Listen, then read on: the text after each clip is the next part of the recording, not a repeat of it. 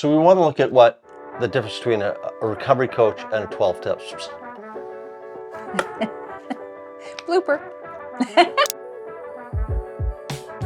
So we want to take a look at the difference between a recovery coach and a 12-step sponsor.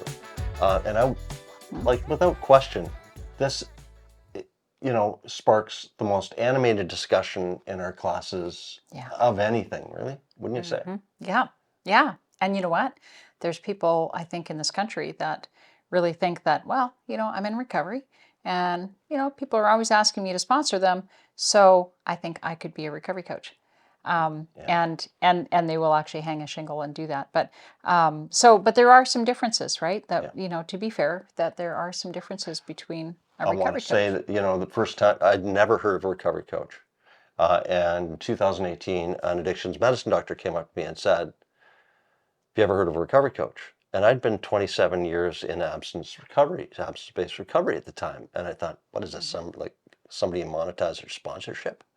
He said, no. He said, this is the missing piece in Canada's recovery-oriented system of care. And said it with such import. And I respect this man. He said, I'm going to Connecticut to get trained. And I said, well, I'm coming. So we both went and got trained at the time. But the point is, prior to that, 27 years in recovery, I'd never heard of a recovery coach. And in that training, I had to weed out a lot of my 12-step sponsorship techniques, unlearn a lot of that stuff. Yeah. To really develop the recovery coach in me. Yeah, absolutely. And, it's, again, it goes back to one of the things that, that I had to really work around as a new recovery coach was putting, quieting that advice giver, right? Oh. And as a 12-step sponsor, that's easy. Well, just go to page, 83 in the big book, or there's a lot of advice that gets placed into the hands of sponsees in the rooms, right? So so one of the things that I had to work around, that I had to quiet, was that I really wanted to give advice and tell people what to do. And what I've learned is that it is so much more of a dynamic process to allow people to make their own discoveries. Letting go of the reins. Oh, huge. Yeah. And, as a recovery coach, I would never take somebody through the 12 steps. No. Or take them to a meeting. Yeah, it's just not something that I would do. One of the roles that I have as a recovery coach is to be a resource broker, finding resources for others. So, somebody, might decide to go to, a 12-step fellowship. They might decide to go to, Smart Recovery. Recovery. If they will, right? Great if they will, sure. Awesome. Yeah. Okay, perfect. That's going to work. So, but Smart Recovery, also perfect, right? I mean, there's so many other options, and that's what we do as recovery coaches, to celebrate whatever, small change they might want to make and what feels like a fit for them, right? So, I think one of the biggest things, though, to really have that role clarity. Really good coaches have a really good idea of what their role is, and they stay to it. And, we'll talk a lot more about this in other videos, but it's essential that for the fidelity of the recovery coach role, that you stay in your lane. And you're not, as we said, a therapist. We're not a 12-step sponsor. We're a coach. Yeah. And like the therapist, a recovery coach works really well alongside a 12-step sponsor. Yeah. If I have somebody using a 12-step facilitation, I want to make sure that they are real comfortable with their sponsor and that they're doing their work, and we'll work on other things. Yeah, for sure. It's really, it doesn't have to be either or. Again, it works really well in tandem. And as long as everyone really has a deep understanding of what the difference is. I did have a client that had, sort of was trying to decide, should I have a sponsor or should I have a recovery coach? And the sponsor felt like, no, you don't need a recovery coach. You just need a sponsor. You just need to go through the 12 steps. So it was interesting. Yeah. It got interesting for a little while, but in the end, I think she decided for herself, and that was what was really, really important, right? So much of recovery coaching is both and.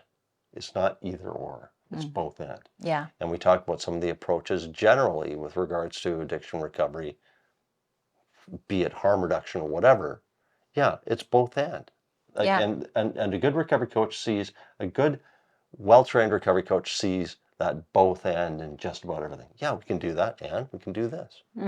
yeah. Such a gentle landscape, really, right? Yeah. It's more of a rolling hills, and just enjoying the ride. There's no, deep valleys and hard jutted mountaintops where we have to climb. It's just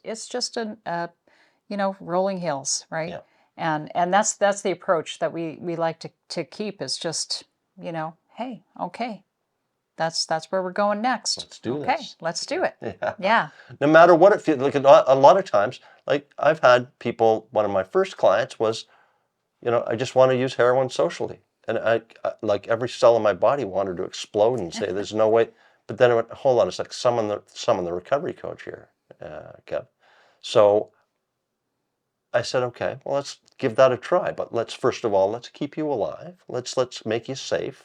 Let's make sure that you've got naloxone kits and use them with friends and all of those things that are necessary for the safer use of that drug. And let's talk about it in a week and see how that all went. Eventually, they went for complete abstinence because it wasn't working for them. But just really allowing them to take the reins and building that agency and that self-determination that just makes for such beautiful, long-lasting recovery. Yeah. Yeah. Yeah. Absolutely. That's the coach approach. Another piece I think that's actually really important when it comes to being a sponsor and being a recovery coach. And I am both. Yeah. But I don't double up on my duties. I'm not. I don't have a sponsee that I also coach, or I don't coach someone and also take them through the steps, right? So there's that real delineation between that. I will say that I find I have become a better sponsor since being a recovery coach, though. And so it's just in the sense that I really ask those good questions, even within my sponsor-sponsee relationships, because, I really want them to make their own discoveries. It's such a powerful experience for them to make their own discoveries. So I really work towards that and kind of practice my skills at the same time. Yeah. But I wouldn't go the other way. I would not use 12-step languaging even in my relationship with a recovery that may have chosen 12-step recovery. Even if I'm in a 12-step recovery and they've chosen that as their pathway for fellowship, I really want to remain neutral. I really want to remain as, okay, I'm not going to suddenly go, oh, wow, yeah, me too. We should go to a meeting now, and, we should do all of this stuff together, because I really want to protect the fidelity of that recovery coaching relationship.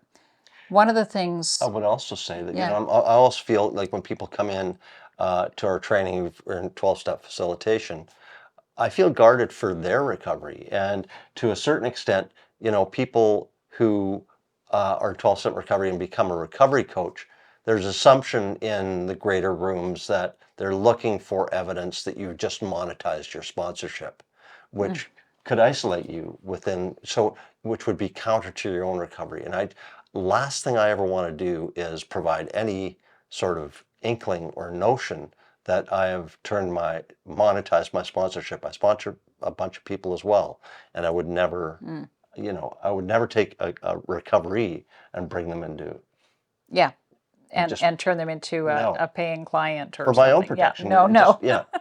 Yeah, yeah. I really want to, as a recovery coach, I want to have a real neutral ground, Yeah. So if they're in AA, awesome. Yeah. If they're in smart recovery, awesome. I am remaining neutral Yeah. and, excited for them for whatever pathway they choose. It doesn't become personal for me.